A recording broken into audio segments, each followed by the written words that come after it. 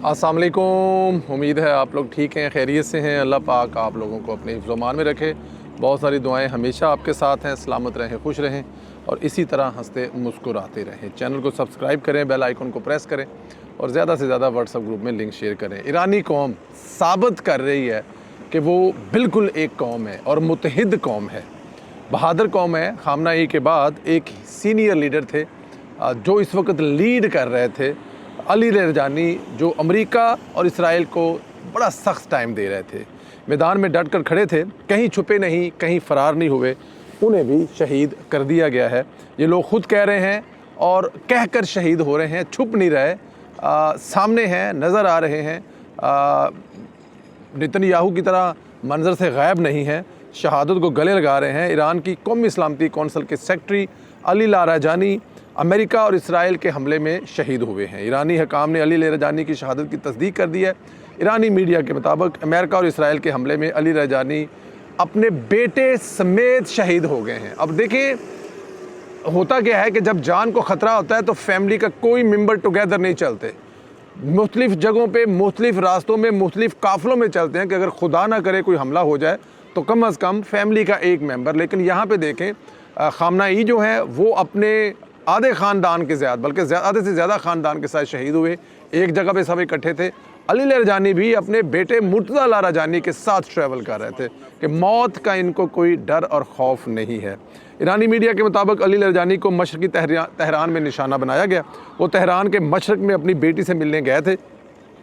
अली लाराजानी के social media account पर post किया गया है कि ईरान की प्यारी और काबिल फ़ख्र कौम, मुस्लिम अवाम और दुनिया के आज़ाद लोगों, खुदा का बंदा खुदा से जा मिला।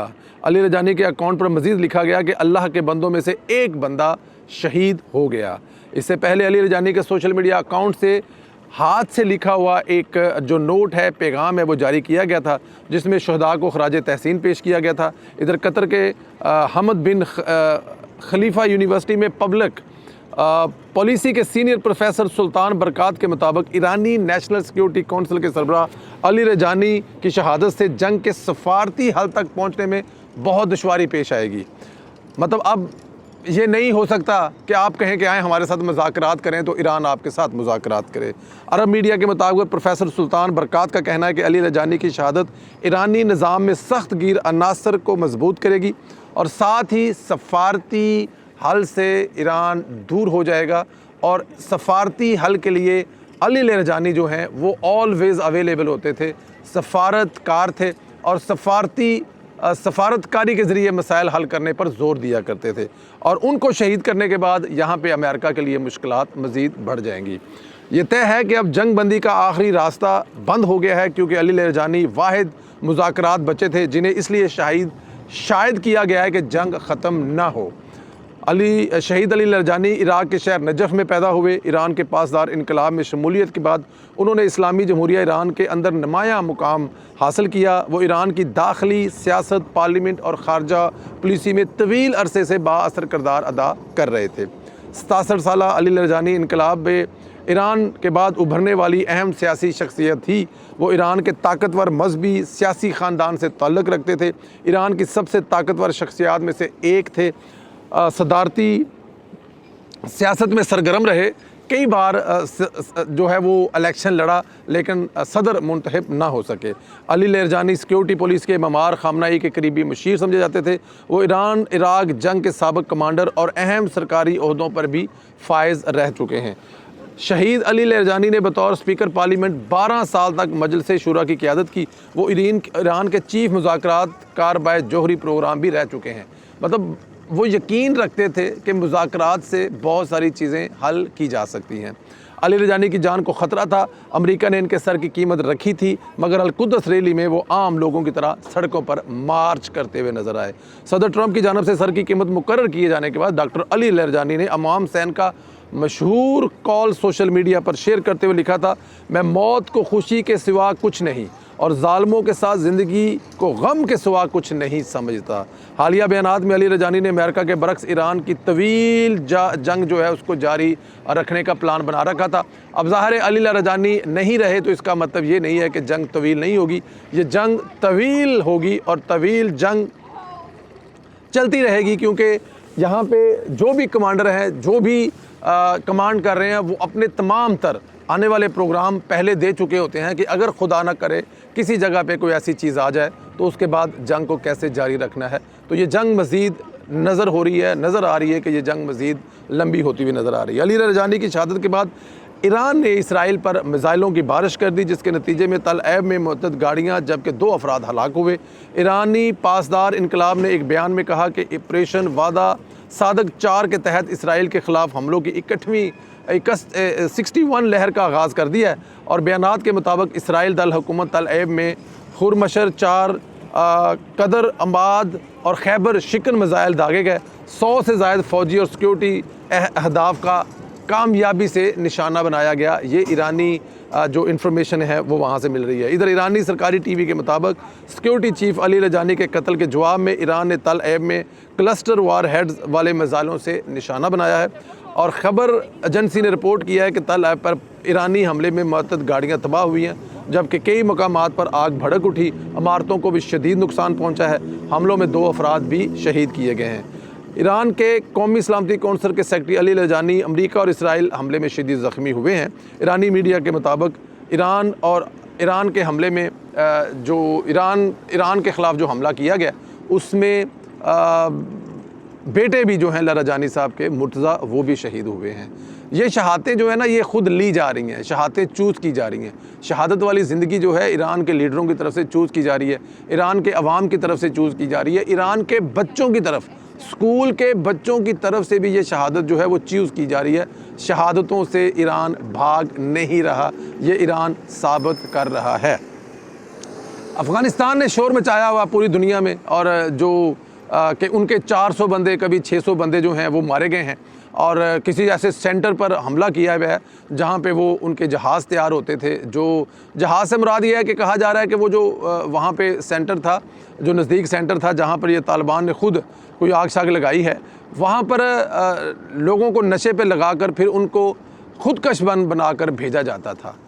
अच्छा, अफ़गानियों को जितनी तकलीफ़ है वो 400 लाशें तो दिखा नहीं रहे, 400 लाशों के जनाजे तो किसी जगह पे नज़र आए नहीं हैं। आप एक चीज़ और देखें, इसको पाकिस्तान के अंदर बैठे हुए और पाकिस्तान से बैठे हुए बाहर जो PTI वाले हैं वो इस वक्त आपको पता है वो जब जंग हो रही थी इंडिया के साथ तो वो इंडिया के साथ थे और जब पाकिस्तान ने जंग जीत ली थी तो वो कहते थे पाकिस्तान की जो जंग है वो तो एयरफोर्स ने जीती है। अब एयरफोर्स ने जंग जीती तो इसमें आसम मुनीर का क्या कमाल है, क्योंकि उन्होंने पाकिस्तान या फ़ौज पाकिस्तान या अदारे के ख़िलाफ़ खड़ा होना है, ये उनका पुराना वतीरा है। अब एक चीज़ आप याद रखें, जब इन्होंने 26 नवंबर को हमला किया था इस्लामाबाद पर और कब्ज़ा करने की कोशिश की थी तो इन्होंने भी कुछ 100 लाशें जो हैं, 150 लाशें, 200 लाशें पिम्स अस्पताल की छत पर रख दी थी कि इतनी लाशें छत पर पड़ी हैं, दे नहीं रहे। और फिर एक पूरा बयानिया बनाया गया और करते करते ये 12-13 लाशों पे आ गए और उन 12-13 लाशों में भी शायद एक आध जो इनकी गाड़ियों से, इनके हमलों से हलाक हुआ था, इनका कोई बच्चा, सिवाय इसके वो जो 200 लाशों से शुरू होने वाला सफ़र 10 लाशों 11 लाशा और 11 लाशों से वो सफ़र जो है वो एक लाश पे आके ख़त्म हुआ था। यही तरीक़ाकार, यही लाइन अब अफ़गानी ले रहे हैं। अफ़गानी भी ये कह रहे हैं कि हमारी इतनी लाशें हैं और हमने इतने बंदे जो हैं वो हमारे मर गए हैं और इतने लोगों को वो हुआ है।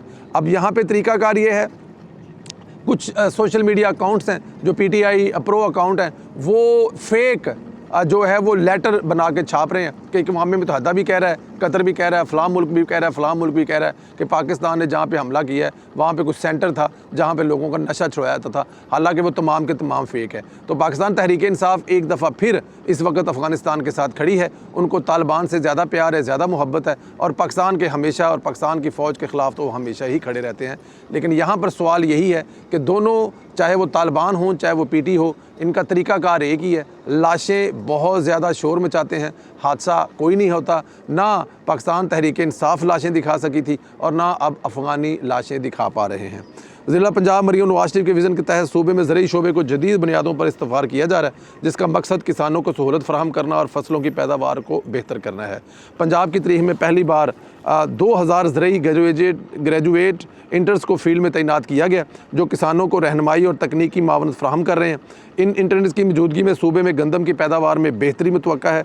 वज़ीर एग्रीकल्चर इंटर्नशिप प्रोग्राम तहत अमली तजर्बा हासिल करने के बाद मुअत्तद इंटर्स जो है शोबे में रोज़गार हासिल करने में कामयाब हुए हैं। वज़ीर-ए-आला पंजाब मरियम नवाज शरीफ की क़यादत में शुरू किया गया है। सूबे के तहत 4 बड़े शहरों में मॉडल एग्रीकल्चर माल्स मुतारफ़ करवाए गए हैं, जहाँ किसानों को एक ही जगह ज़रूरी सहूलियात, अशिया और रहनुमाई फ़राहम की जाएगी। वज़ीर-ए-आला पंजाब की हिदायत पर पंजाब में मज़ीद 10 मॉडल एग्रीकल्चर जो कि मॉडल की तमीर किए जा रहे हैं, ताकि किसानों को मज़ीद सहूलत दी जा सके। पंजाब हुकूमत किसानों को लीज़, लैंडिंग, लिविंग और बिल्डरोज़ की सहूलत फ़राहम कर रही है, ताकि आबपाशी के निज़ाम को बेहतर बनाया जा सके, ज़रूरी पैदावार में इजाफ़ा हो। इसके साथ साथ नहरों की पुख्तगी का भी अमल जारी है, जिसमें पानी के ज़ाया और कमी और बेहतर मैनेजमेंट को भी मुकम्मल किया जा सकेगा और मुमकिन बनाया जा सकेगा। मरियम नवाज़, आप जितनी भी कोई जिसे कहते हैं ना कि सोशल मीडिया पे कैंपेन कर लें, कोई प्रोपेगेंडा कर लें, मरियम नवाज़ नहीं घबराने वाली। मरियम नवाज़ ने काम करना है, मरियम नवाज़ काम ही करेगी। कल से जो है वो अब्दुल मालिक साहब हैं, जो शोर मचा रहे हैं, वो सवालों के जवाब ढूंढ रहे हैं कि पंजाब गवर्नमेंट उनके सवालों के जवाब दे। पंजाब गवर्नमेंट उनके सवालों का जवाब शायद आवाम को देने की पाबंद है, या पंजाब के अवाम को देगी। और ये सादा सा सवाल है, इसमें तो इतनी बड़ी रॉकेट साइंस ही कोई नहीं है।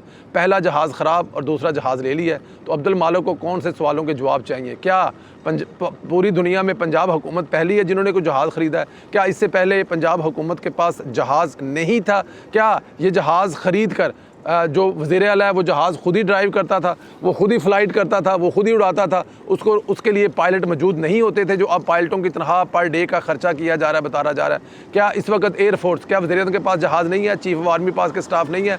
क्या दूसरे सूबों के जो वज़ीर-ए-आला हैं उनके पास जहाज़ नहीं है? और फिर सबसे बड़ी बात, पाकिस्तान में कितने ही लोग हैं प्राइवेट जिनके पास जहाज़ है? तो इस जहाज़ को लेकर एक बयानिया बनाया जा रहा है। मरियम नवाज़ साहिबा के ख़िलाफ़ एक कैंपेन लॉन्च की हुई है।